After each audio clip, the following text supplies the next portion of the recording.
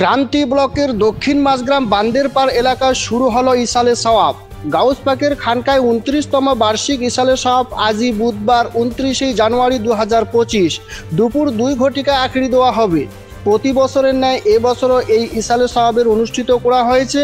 এই ইসালে সওয়াব প্রধান বক্তা হিসেবে থাকছেন গুলজার আলী মালদা থেকে আগত, আরও রয়েছে মোহাম্মদ রেজা রেজাবি সাহেব ফাঁসি দেওয়া দার্জিলিং থেকে এবং মৌলানা সাজিদ আলী হাসকেলি মাদ্রাসা থেকে। আরও বিভিন্ন বক্তাবর্গগণ থাকবে। এই খলিলার দরবেশ সাহেব মাজার প্রাঙ্গণে আপনারা সকলেই উপস্থিত থাকবেন। স্থানটি হচ্ছে ক্রান্তি ব্লকের দক্ষিণ মাঝগ্রাম বান্দেরপাড় এলাকা।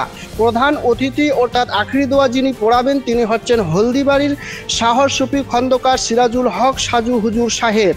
আপনারা সকলেই উপস্থিত থাকবেন এই ইসালে সওয়াবে। আসুন বিস্তারিত দেখে নিই এমএস নিউজ ইন্ডিয়া চ্যানেলে।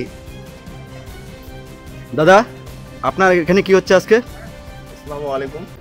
আমাদের এখানে জলসা আছে আজকে। এখানে জলসা আছে। এই জলসা কতদিন ধরে হয়? 29 বছর থেকে হয়। কি উপলক্ষে হচ্ছে? এটা গাউস পাকের খানকা শরীফ উদ্দেশ্যেই হয়। কতদিন ধরে চলতেছে এই জলসা? 29 বছর থেকে। 29 আছে। আজকে এখানে আখড়ি মোনাজাত কটার দিকে হবে? আখেরি মোনাজাত এই 2:30 পৌনে 3টার দিকেই হবে।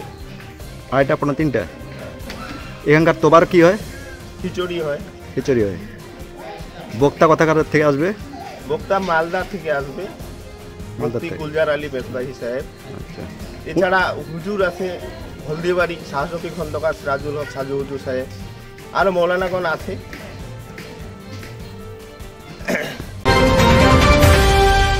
আমাদের চ্যানেলের পক্ষ থেকে সকলকে জানাই আন্তরিক শুভেচ্ছা এবং অভিনন্দন। আমাদের চ্যানেলে প্রতিনিয়ত খবর পেতে আমাদের এমএস নিউজ ইন্ডিয়া চ্যানেলটি সাবস্ক্রাইব এবং ফলো করে পাশে থাকবেন। সুস্থ থাকুন, ভালো থাকুন। এমএস নিউজ ইন্ডিয়া চ্যানেলের পর্দায় চোখ রাখুন। আবার আসতেছি পরের খবরে।